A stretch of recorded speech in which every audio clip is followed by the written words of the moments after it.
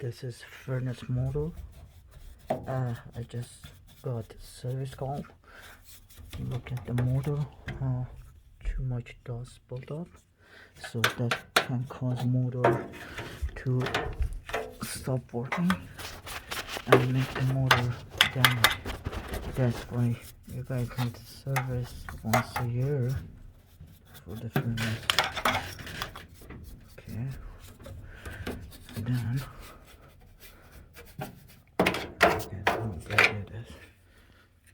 You see the dust, see a lot of dust, and inside like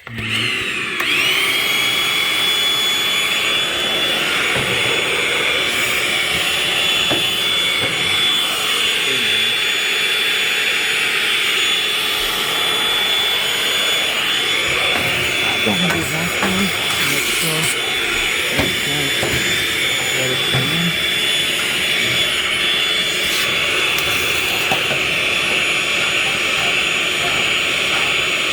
See a lot of stuff on the floor motor, so I'm gonna clean up everything.